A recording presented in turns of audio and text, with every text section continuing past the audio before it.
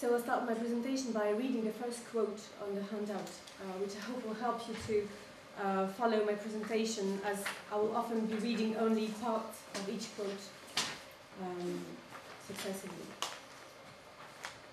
It is a strange reflection that by travelling 2 days and 2 nights, you are in the heart of Italy.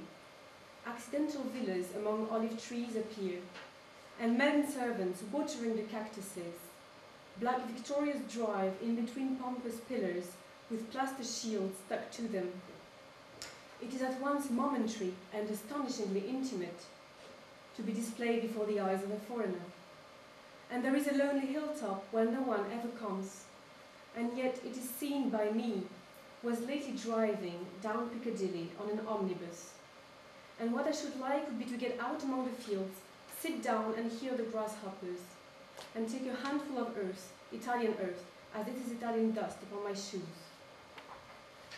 So this short paragraph from Virginia Woolf's 1922 novel, Jacob's Room, sounds like a passage from her diary, strangely written in the first person in the middle of a third-person novel.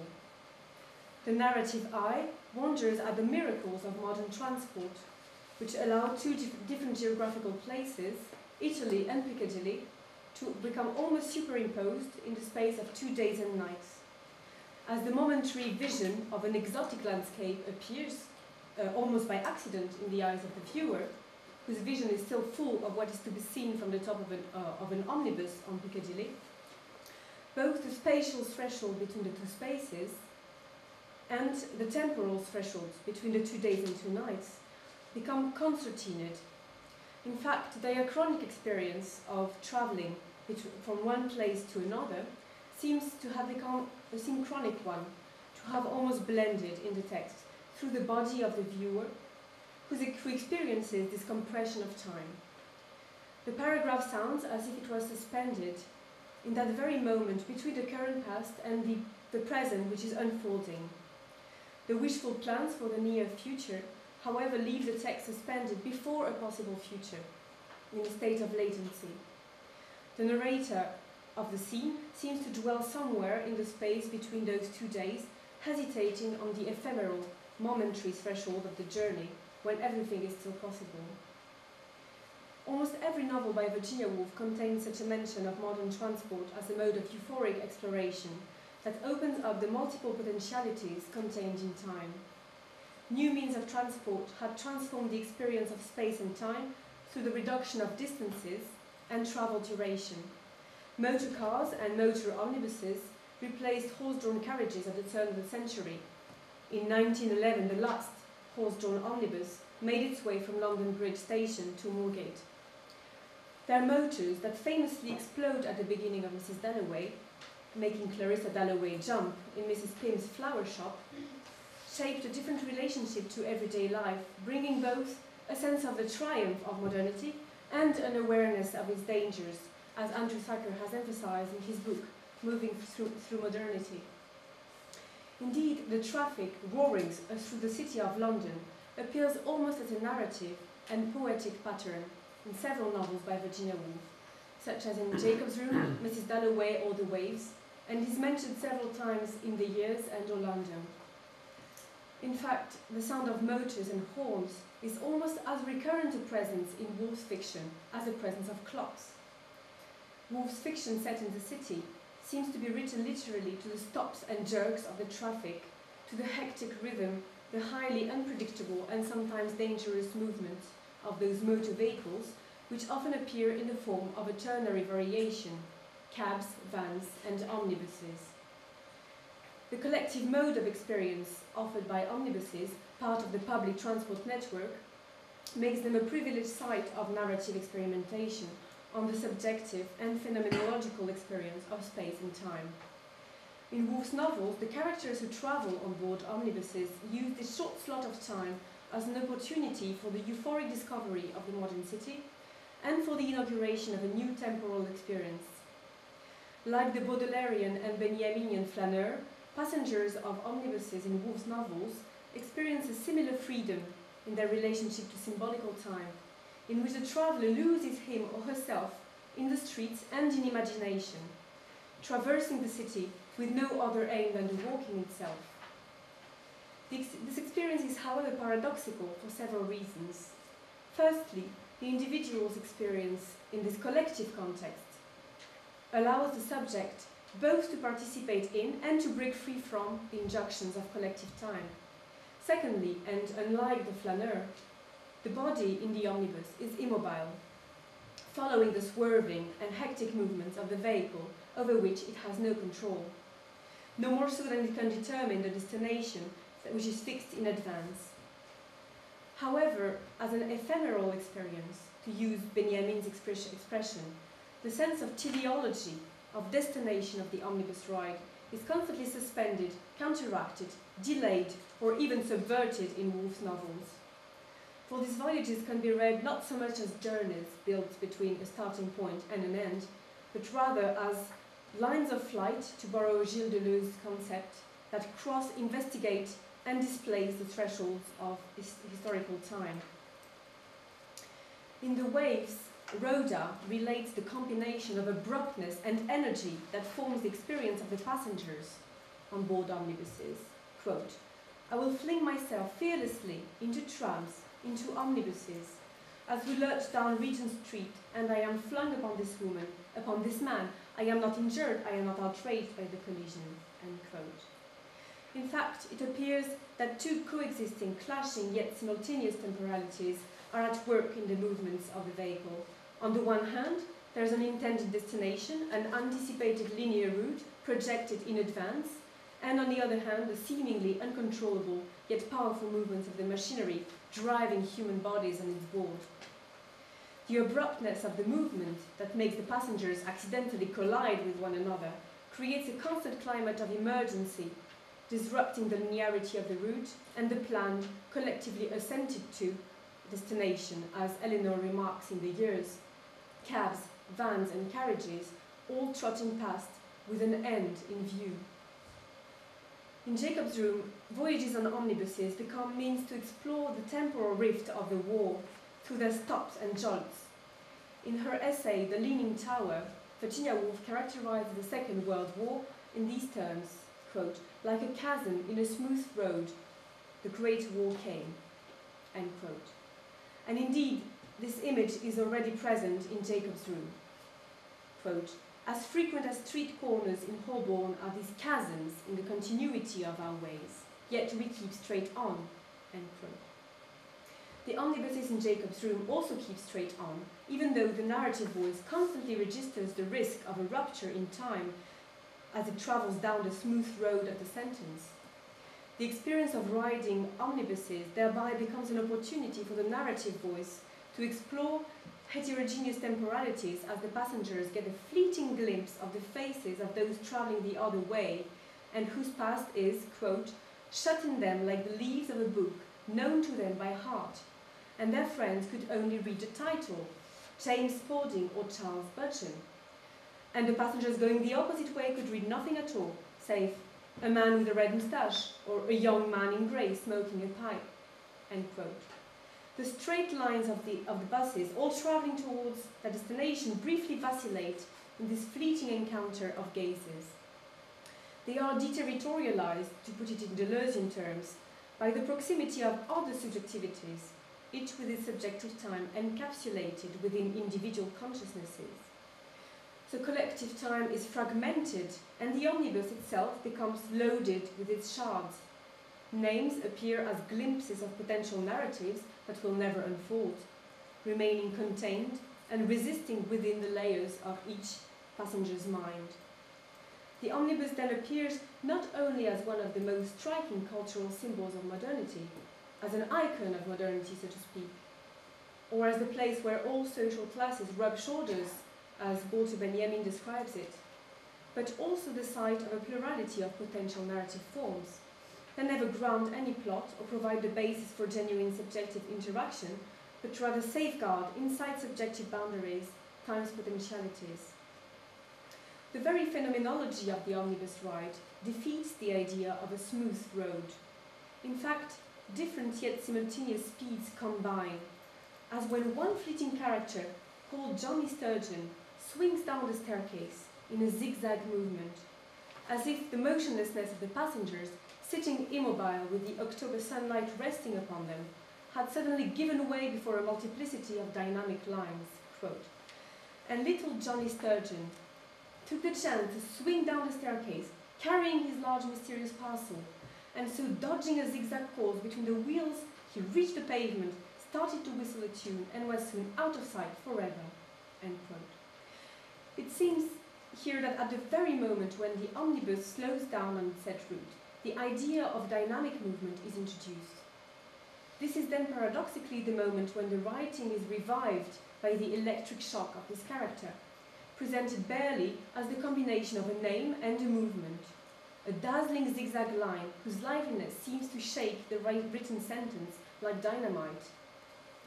The name itself, Little Johnny Sturgeon, suggests the swiftness of some aquatic animal crossing the waters, an impulsion that crosses the page and escapes the chronological temporality of the traditional introduction of characters within a plot.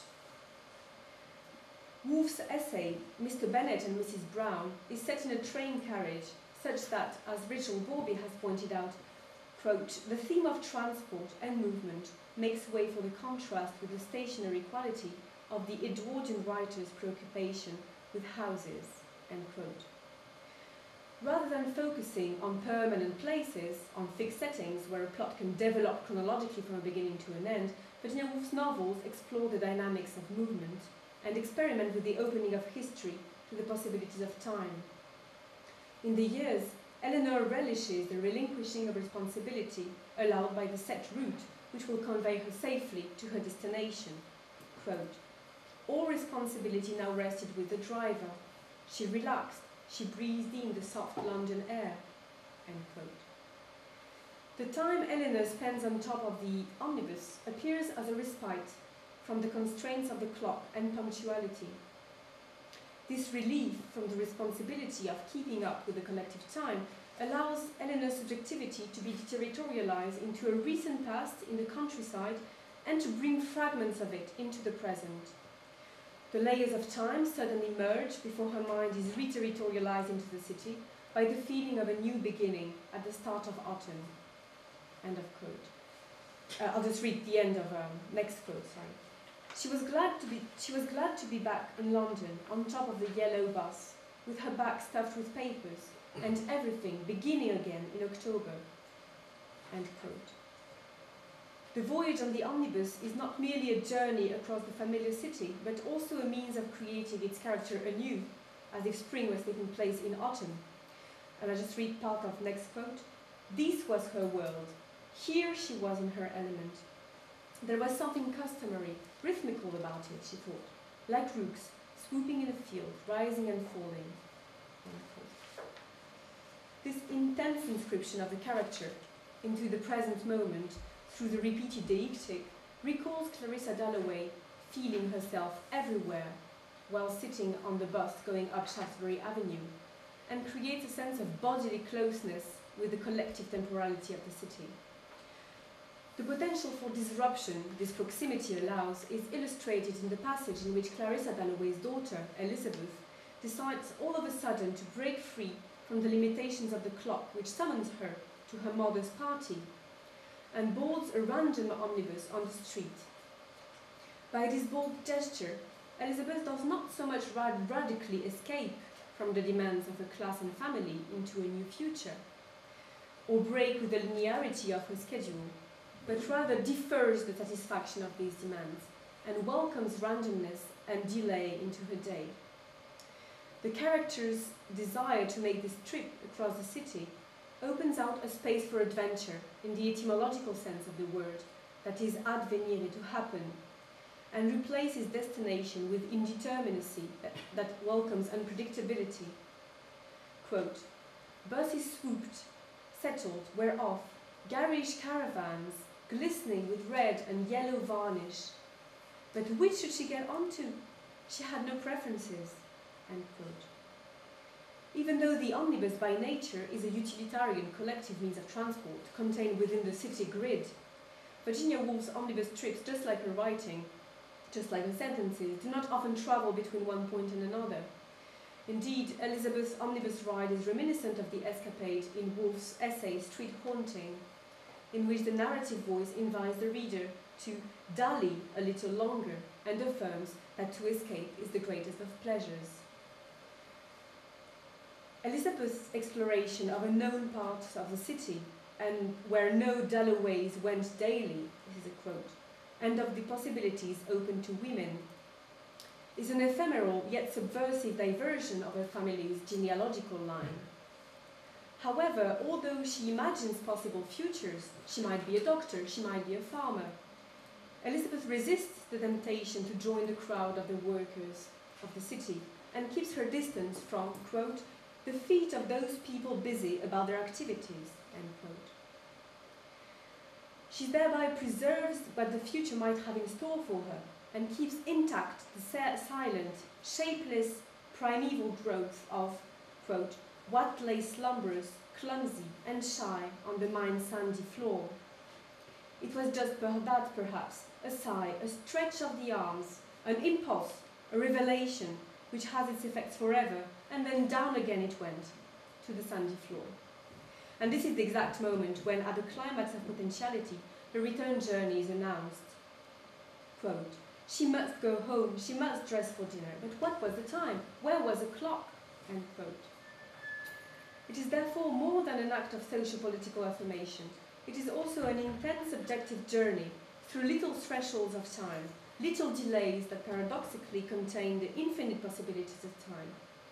Elizabeth resists the moment of decision by dallying on the threshold of experience in the prelude to her escapade, welcoming through a cascade of metaphors which break the linearity of the sentence and constantly defer its closure, the multiple movements of the omnibus.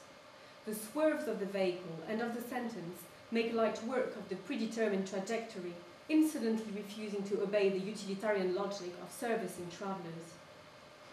The text becomes a kaleidoscopic profusion of marine images in which the bus is respectively a pirate compared to an eel, and then finally a ship, quote, rushing insolently all sails spread up Whitehall, end quote, and the entire quote is on the handout.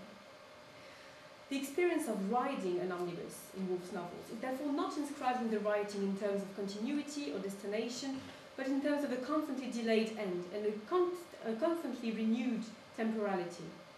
As Woolf herself famously puts it at the beginning of Mrs. Dalloway, quote, tumbling every moment afresh, end quote. Omnibus travel therefore seems to relaunch a modern temporal experience at every jerk, every suspension or slowing down. This ever-renewed ephemeral experience, to borrow Benjamin's terms, interrupts the historical continuity of the city at a symbolical place. As symbols of modernity, omnibuses take on the metonymic characteristics of time. On the last page of Jacob's Room, the affect produced by Jacob's death in the war is displaced onto the street where omnibuses are locked together with their engines throbbing like hearts. In the years, in the 1914 section, and the quote is on the handout, I'm not going to read it, the omnibuses unite with the clocks of the city around the symbolical monument of St. Paul's to illustrate the broken continuity of historical time. And in the 1917 section of the years, the omnibus and its passengers become ghost-like. Quote, the omnibus in which she had come, with its silent passengers looking cadaverous in the blue light, had already vanished. End quote. Omnibuses can therefore be read as metaphors for the writing of time and experience. According to the Greek word for public transportation, metaphorai, as Michel de Certeau has emphasized when comparing itineraries to the writing of narratives.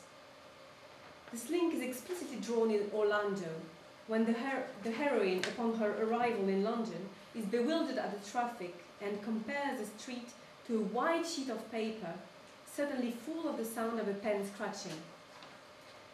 The symbolical dimension involved in bus riding is also evident in the aforementioned passage in Mrs. Dalloway, where Elizabeth breaks free from her planned day by jumping on the bus.